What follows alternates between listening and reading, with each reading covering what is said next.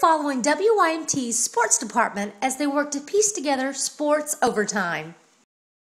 Sports is huge in Eastern Kentucky, and one of the things I get all the time is, what do we do here on the Appalachian Wireless Sports Overtime? How do we get to games? How do we get this on TV? How do we get that on TV? So for the next couple of minutes, what we're going to do is we're going to take you inside Appalachian Wireless Sports Overtime. A big night, too. As you can see, we've got the National Championship banner. Big Blue Madness took place tonight, and we've got a bunch of high school games, so we'll go inside the action on Appalachian Wireless Sports Overtime. Oh, well, anyways, I just got off the set, 6:30, kind of run out there real quick. And now I'm heading to two games tonight. I've got Shelby Valley at Leslie County, and then my next jump after that is Letcher Central at Perry Central. So it's about 20 minutes between schools. So basically what I do, and I've been doing it for 6 years, so I pretty much know it in my head. But I typically have to be the first one back to the sports office at about 9:30. So I like to get back first because I kind of know the order of things and the way things go.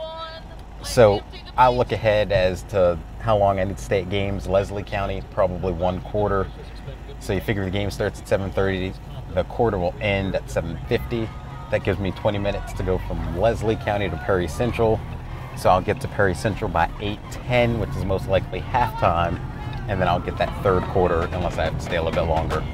In a perfect world, I want to get scores from both teams because they're both in our coverage area.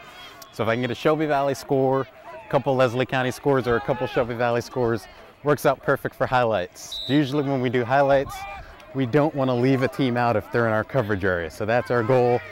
The longer it takes to score, the longer I have to be here at Leslie County before I can go to Perry Central.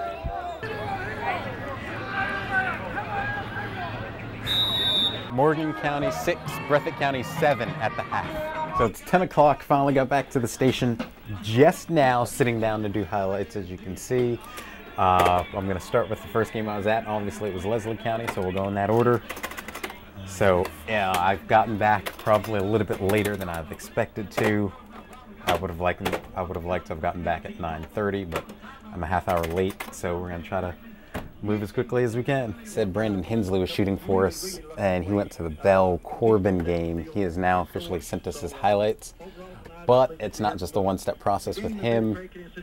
I've got to send his highlights to media so they can download it. Hey, West, I've got one set of highlights coming from BH. Do you want me to start downloading it over here? Brandon sent me a second email that said to use the other set of highlights that he just sent, so I had to run back down to media and get them to download the other set of highlights. Scripts are ready, Josh is ready, Paxton's got everything in. It should be a good night. We finally selected our stars of the night. That's usually the last thing we go over before we hit the set. And now we're ready to begin sports overtime.